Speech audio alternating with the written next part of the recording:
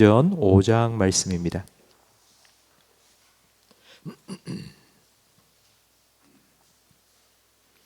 사도행전 5장 1절부터 11절까지 한 절씩 교독하겠습니다.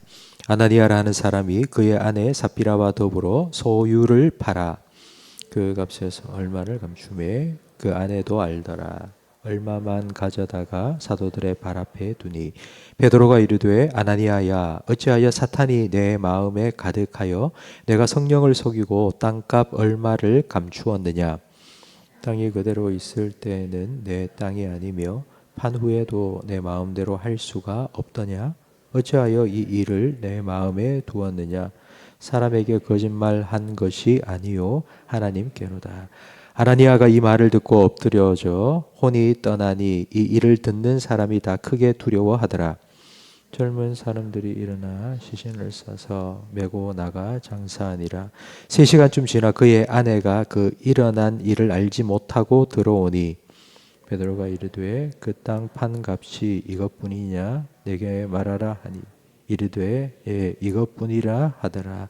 베드로가 이르되 너희가 어찌 함께 꾀하여 주의 영을 시험하려 하느냐. 보라 내 남편을 장사하고 오는 사람들의 발이 문 앞에 이르렀으니 또 너를 메어 내 가리라 하니 곧 그가 베드로의 발 앞에 엎드려져 혼이 떠나는지라. 젊은 사람들이 들어와 죽은 것을 보고 메어다가 그의 남편 곁에 장사하니. 함께 읽습니다. 온 교회와 이 일을 듣는 사람들이 다 크게 두려워하니라. 아멘. 오늘 본문 말씀은 앞에 나오는 4장 마지막 부분의 말씀과 연결되어 있습니다. 4장과 이 5장 본문 말씀에 대조되는 두 사람이 등장합니다. 한 사람은 바나바라는 사람이고 또 한 사람은 오늘 본문에 나오는 아나니아입니다. 바나바에게 밭이 있었는데 그 밭을 팔아서 교회에 바치고 그 돈을 가지고 교회 모든 성도들이 필요를 따라 나누어 함께 썼습니다. 바나바의 이 선행과 구제는 교회 성도들에게 아마 큰 위로가 되고 또 도전도 되었을 것입니다. 이제 5장에 들어와서 이 소문을 들은 아나니아라는 사람이 그 아내와 함께 자기가 가진 소유를 팔았습니다. 그리고 그 값의 얼마를 감추었습니다. 그 아내도 알았습니다. 얼마만 가지고 와서 사도들 앞에 내어놓았습니다. 아마 내놓으면서 내 재산을 다 팔아 가지고 왔습니다 라고 거짓말을 했을 것입니다. 왜 그랬을까요? 아나니아가 왜 이렇게 거짓말을 했을까요? 왜 소유를 팔았겠습니까? 교회에서 소유를 팔아라 강요한 것이 결코 아닙니다. 자기 스스로 자기의 재산을 팔았습니다. 안 해도 됩니다. 그런데 했습니다. 왜 다 드리지 않고 얼마를 감추었을까요? 왜 그리고 다 드리는 거라고 거짓말을 했을까요? 도대체 아나니아는 왜 이렇게 했을까요? 아나니아의 입장이 되어서 생각해 보면 조금 이해는 됩니다. 아마 아나니아의 마음속에는 경쟁심이 생겼을 겁니다. 저 사람이 저 정도 했으니 나도 이 정도는 해야 되지 않겠나 이런 마음이 들었을 겁니다. 그리고 또 하나는 공명심도 있었을 것입니다. 공명심이라는 건 공을 세워서 내 이름을 드러내고 싶다. 그래서 사람들로부터 박수받고 싶다. 이런 마음입니다. 그런데 이런 마음을 품게 된 이유가 무엇이겠습니까? 3절 말씀에 보면 그 이유가 나와 있습니다. 베드로가 이르되 아나니아야 어찌하여 사탄이 내 마음에 가득하여 내가 성령을 속이고 땅값 얼마를 감추었느냐. 바로 사탄이 아나니아의 마음속에 가득했기 때문입니다. 지금 교회는 금방 성령 충만을 받은 교회입니다. 그러니까 성령 충만한 교회를 다니는 아나니아의 마음속에 사탄이 가득한 것입니다. 여러분 사탄이 주는 생각은 바나바가 나보다 더 많이 헌금을 했으니 저 인간만 없으면은 내가 훨씬 더 성도들에게 인정받을 수 있겠다. 그래서 마치 가인이 아벨을 죽인 것처럼 저 바나바를 죽여라 이런 마음이 아니었습니다. 내가 헌금을 더 많이 하기 위해서 다른 사람의 돈을 훔쳐라 뭐 이런 마음도 아니고요. 사탄이 아나니아에게 심어준 마음은 바로 비교의식입니다. 경쟁심입니다. 저 사람이 저 정도 했으니까 나 이 정도 해야지. 또 반대로 나는 이만큼 했는데 왜 저 사람은 요거밖에 안 해. 이런 마음이 바로 성령 충만한 교회 가운데 사탄으로 가득 차게 만드는 생각입니다.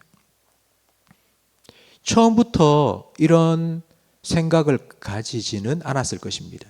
처음에는 아마 분명히 좋은 마음으로 내가 이 헌금을 드려야 되겠다 생각하지 않았겠습니까? 그런데 조금씩 아까운 마음이 들고 그러면서 두 가지 마음이 생겼을 겁니다. 솔직하게 얘기하고 내가 반만 바치고 반만 가지고 왔다 할까? 아니면 다 바치는 거라고 거짓말을 할까? 아마 이런 마음이 갈등을 일으켰을 것입니다. 우리는 이 아나니아의 모습을 보면서 아나니아가 잠깐 순간 좀 잘못하고 생각을 잘못하고 실수하고 그래서 우발적으로 이런 거짓말을 한 거다라고 생각을 하고 싶습니다. 왜냐하면 우리도 이런 갈등과 고민을 하면서 이런 결정을 내릴 때가 있기 때문입니다. 근데 여러분, 지금 아나니아가 이런 결정을 내리고 거짓말을 한 건 결코 우연한 일, 우발적인 일이 아닙니다. 두 마음이 계속하여서 갈등을 일으켰고 고민하고 심지어는 자기 아내 삽비라와 이 일에 대해서 의논하고 입도 맞추었습니다. 그렇다는 건 이건 결코 실수가 아닙니다. 이건 선택한 것입니다. 사단이 주는 마음에 따라서 행동하기로 선택을 한 것입니다. 하나님께서는 이 일에 대하여서 어떤 조치를 취하였는가 하니 5절과 10절 말씀해 보니 즉시 그 자리에 엎드려서 혼이 떠났습니다. 죽었습니다. 여러분, 이런 하나님의 모습을 우리는 너무 의외다라고 생각할 수 있습니다. 하나님은 노하기를 더디하시고 죄인을 용서해 주시는 분이고 인자와 자비가 풍성하신 분인데 그래서 죄인이 회개하기를 기다리시는 분이신데 왜 거짓말 했다고 그 자리에서 쓰러져 죽도록 만드시는 걸까? 왜 이리 즉각적으로 하나님께서는 벌을 내리시는 걸까? 좀 의아합니다. 오늘 이 본문과 비슷한 사건이 구약 여호수아서에 나옵니다. 이스라엘 백성이 가나안 땅에 들어가 첫 번째 전투를 치렀는데 바로 여리고성 전투입니다. 대승을 거두었습니다.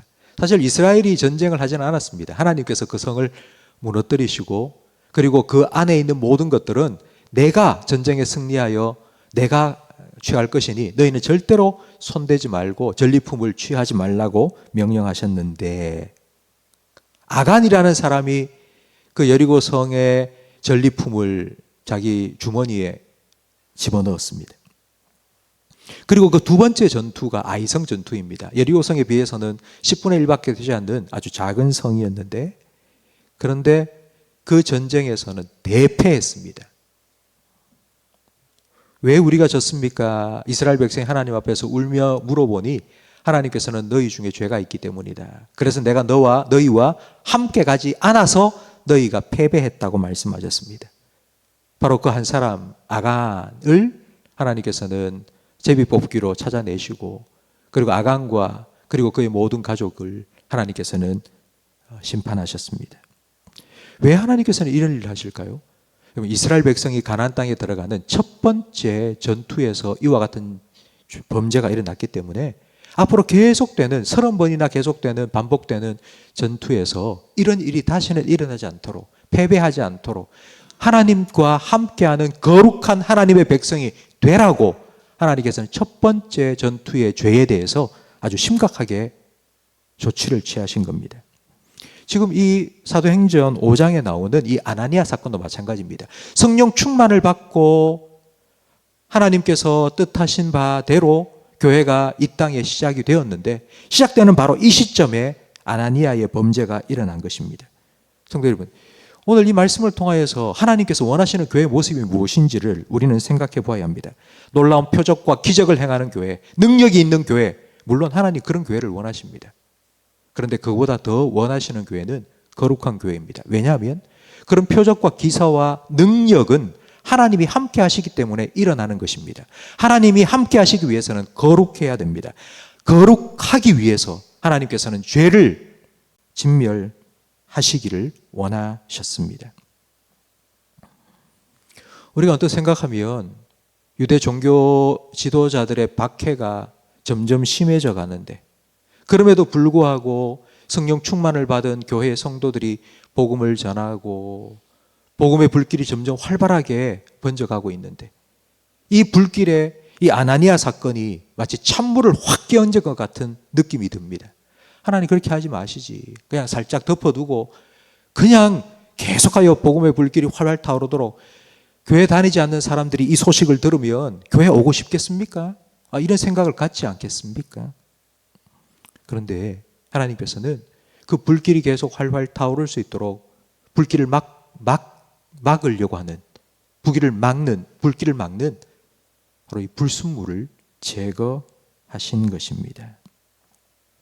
아나니아와 삽비라 부부에게는 너무 큰 비극이고 교회는 너무 큰 아픔이었지만 그러나 교회와 성도들에게는 정말 필요한 교훈입니다. 11절 마지막에 나온 것처럼 온 교회와 이 말을 듣는 사람들이 다 크게 두려워하였습니다. 성도 여러분, 오늘 말씀을 준비하면서 저는 우리 교회를 한번 생각해 보았습니다. 교회 건축을 위해서 건축 헌금을 작정하고 지금 계속하여 성도님들이 자원하여 참여하고 있는데 우리 당회에서는 건축 헌금을 한 액수나 명단을 절대로 공개하지 않겠다고 그렇게 결정을 했습니다. 어떤 분들은 왜 이걸 밝히지 않느냐고, 뭐 조금 하나 많이 하나 뭐 거기에 대해서 별 상관을 하지 않고 과부의 두렙돈도 가장 많이 드린 거라고 예수님 그렇게 인정해 주셨는데 우리 교회가 그런 교회로서 뭐 많이 한 사람 적게 한 사람 뭐 그거 신경 쓰지 않고 그냥 있는 그대로 다 드러내면 되지 않느냐고 말씀하시는 분들도 계시지만 우리 당에서 그렇게 하지 말자고 한 이유가 바로 이것 때문입니다.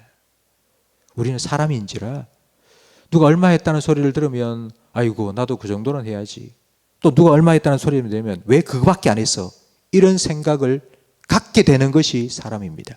우리는 그런 마음을 가지 않으려고 해도 사탄이 그런 마음을 우리 마음 속에 집어넣어 주기 때문입니다. 그래서 헌금 정리를 하시는 봉사자들도 다 각서를 썼습니다. 절대로 누가 얼마 했다는 말을 밖에 나가서 발설하지 않겠다고 그렇게 다 각서를 쓰고 지금도 매주마다 헌금 정리를 하고 있습니다. 성도 여러분, 우리 교회가 이런 일로 인하여서 시험에 들지 않도록 그럼 계속하여 기도해 주시기 바랍니다. 경쟁하지 않고 정죄하지 않고 하나님 주신 은혜에 온전하게 반응하면서 우리가 하나 되어서 하나님께서 우리에게 허락하신 이 큰 일들을 잘 감당해 나가는 교회가 될 수 있도록 여러분 기도해 주시기 바랍니다. 그러기 위해서는 우리 교회가 능력이 많은 교회, 큰 일을 감당하는 교회, 그런 은혜가 풍성한 교회, 그런 교회가 되도록 기도해야 되지만 또 하나는 거룩한 그런 교회가 될 수 있도록 기도해 주시기 바랍니다. 거룩하다는 것은 죄를 안 지려고 애쓰는 것이 아닙니다. 하나님을 가까이 하는 것이 거룩입니다. 하나님을 가까이 하고 하나님 주시는 마음을 품고 성령이 주는 생각에 순종하며 살아가는 것, 그것이 바로 거룩입니다. 그런 거룩한 교회가 될 수 있도록, 거룩한 교회가 되어야지 하나님이 함께 하시고 하나님이 함께 하실 때에 하나님께서 주시는 은혜를 풍성히 누리고 하나님의 능력을 나타낼 수 있기 때문입니다. 그런 거룩한 교회가 될 수 있도록, 거룩한 목사가 될 수 있도록, 거룩한 성도가 될 수 있도록 기도해 주시기를 부탁드립니다. 기도하겠습니다. 하나님 아버지, 오늘 말씀을 통하여서 교회를 향한 하나님의 마음이 어떠한지를 깨닫게 해주셔서 감사합니다. 사단이 주는 마음이 아니라 하나님의 영이신 성령님께서 우리에게 주시는 마음을 쫓아 살아갈 수 있도록 은혜를 더하여 주시옵소서. 성령에 민감한 교회가 되게 해 주시옵소서. 하나님의 말씀에 귀를 기울이게 하시고 우리의 생각과 사탄이 주는 생각이 무엇인지를 잘 분별하게 해 주시옵소서. 하나님 주시는 마음으로 우리의 마음을 가득 채우게 하시고 그 말씀에 순종함으로 거룩한 교회, 그리고 하나님의 은혜가 충만한 교회, 성령으로 하나 되는 교회가 되게 해 주시옵소서. 예수님 이름으로 기도합니다. 아멘. 우리 교회 건축을 위한 공동 기도문을 함께 읽으며 기도하겠습니다.